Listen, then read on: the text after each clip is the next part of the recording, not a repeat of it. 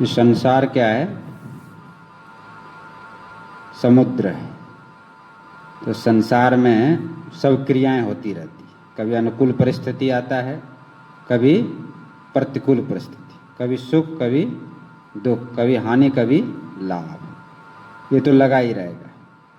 और आप कहीं भी चले जाओ, जो प्रारब्ध है ना वो साथ ही साथ जाता है। चाहे देश चले जाओ या विदेश चले जाओ, जो प्रारब्ध है वो साथ साथ जाएगा। एक जो है ब्राह्मण देव थे, तो उसने कहा परदेश चले जाते हैं कमाने के लिए। तो सुबह जैसे निकले, एक जो है दुबला पतला हड्डी दिख रहा था, वो सामने आ गया। बोले आप कौन हैं? बोले मैं दरिद्र भगवान हूँ। बोले आप कहाँ चल रहे हैं? बोले आपके संग ही चल रहा हूँ। बोले क्यों? बोले आपके साथ रहना है मेरे को, इतना दिन का समय है, तो कहीं चलो, साथ में ही चलना है। तो कहने का अर्थ है कि आप कहीं चले जाओ, जो प्रारब्ध वो साथ में ही जाएगा। तो जो सुख दुख हानि लाभ लिखा है वो कहीं चले जाओ वहीं मिलना है। तो इसलिए जीव को सहनशीलता का अभ्यास करना चाहिए। तत्काल आवेश में आकर के कोई भी काम नहीं कर डालना चाहिए। और संत लोग ऐसा कहते हैं कि साधक को कछुए की तरह रहना चाहिए। कछुआ जानते हैं? कछुआ क्या करता है? अपने अंगों को समेट लेता है, भीतर कर लेता है, और ऊपर से कड़ा कड़ा आवरण रहता है, उससे अपने ढक लेता है, सुरक्षित हो जाता है। ऐसे हम लोग जो अपने मन को चारों तरफ से हटा करके अपने कर लो और फिर भजन में लग जाओ, यही उपाय है। तो जहाँ जाओ खटपट तो सब जगह भैया। यहाँ कोई और है, दूसरे जगह कोई और आ जाएगा, तो वो तो मिटने वाला है नहीं, चाहे कहीं चले जाओ। और जीव जो स्वभाव संस्कार से विवश है, सब अपने अपने स्वभाव से चलते हैं। जिसका जैसा स्वभाव भगवान ने बना दिया है, तो उसमें किसी का दोष भी नहीं है। अपने आप को ही संभालना पड़ेगा। मुख्य बात तो ये, संसार तो जैसा वैसे ही रहेगा। कोई सोचे कि संसार को हम परिवर्तन कर दें या अपने साथ रहने वाले को परिवर्तन कर दें, तो वो तो संभव नहीं है। हम अपने आप का परिवर्तन कर सकते हैं, संसार का परिवर्तन नहीं हो सकता है।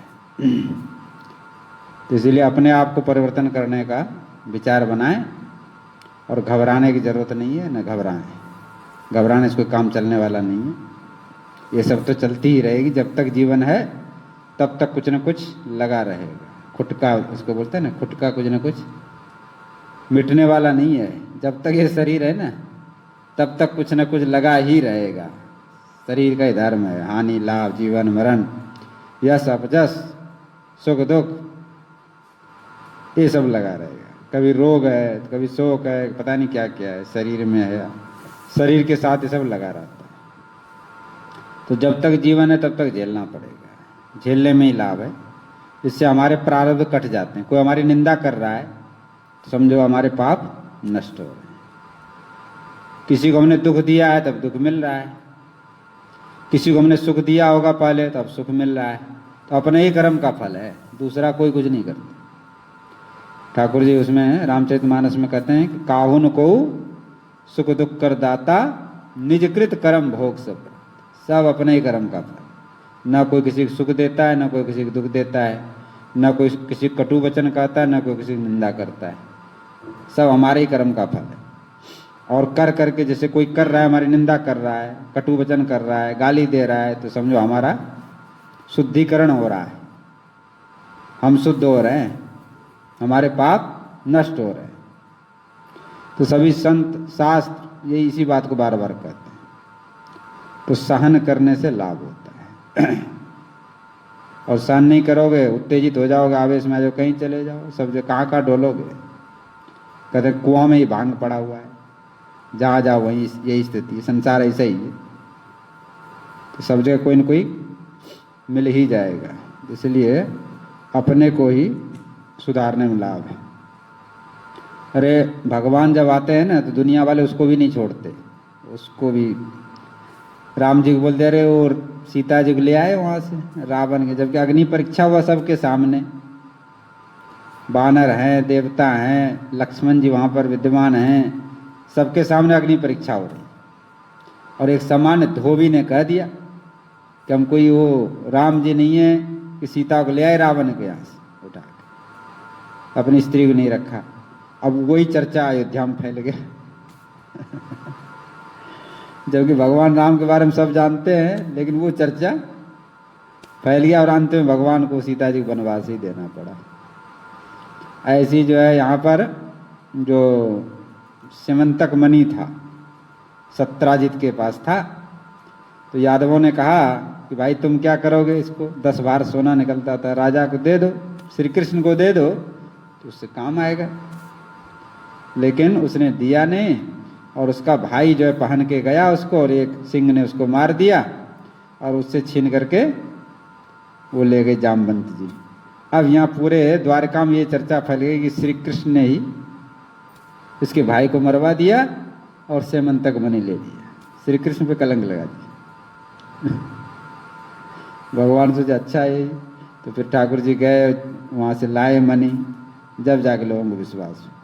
तो भाई संसार का रीति ऐसा ही है, भगवान भी आते हैं ना इस संसार में तो उनको भी थपेड़े में मतलब आ जाना पड़ता है, निंदा उनको भी सहन करना पड़ता है, तो कोई नई बात नहीं है।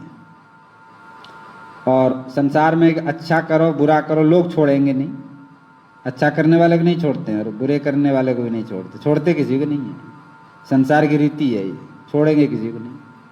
अच्छे आप थोड़ा सा भजन करना, अरे बड़े भगत जी है गए, अब देखो बगुला भगत, पहले तो इधर उधर करता रहा बगुला भगत बन रहे और थोड़े इधर उधर नहीं अच्छा काम नहीं करते, अरे ये तो बेकार है यार, भजन फजन करे ना, वैसे ही। तो कहने का मतलब है कि संसार छोड़ता किसी को नहीं, अच्छे को भी ना छोड़े बुरे को भी नहीं छोड़े।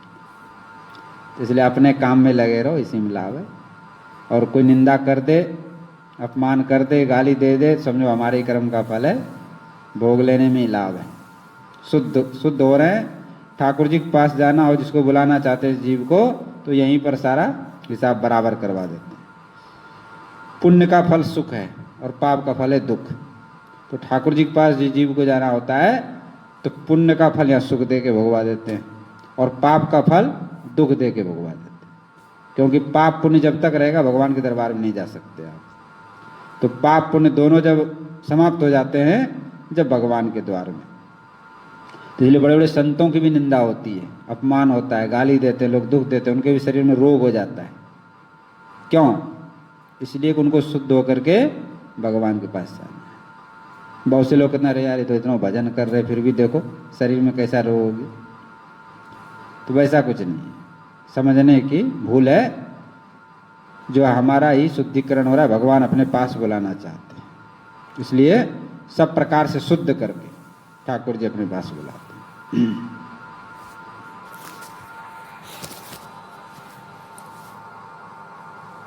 और बहुत जल्दी मतलब दुखी नहीं हो जाना चाहिए, भयभीत नहीं हो जाना चाहिए, अपने काम में लगे रहो, संसार अपने रीति से चलता रहेगा, हम अपने रीति से चलते रहें। संसार तो करने ही नहीं देता, कुछ न कुछ समस्या सामने आगे खड़ी हो जाएगी। तो इसलिए थोड़ा सा अपने अंदर हिम्मत भी होना चाहिए, धैर्य भी होना चाहिए, जब भी काम चलता है। तो संसार की रीति है। अब जैसे हमने कथा करना शुरू, कितना उपद्रव किया लोगों ने, कथा होता तो कुछ किया नहीं अभी, लेकिन उपद्रव पहले हो गया, पूरा बवंडर फैल गया। हमने कहा फैलने दो, हम अपने शांति से लगे रहे, धीरे धीरे सब अपने आप ठिकाने पा जाएंगे।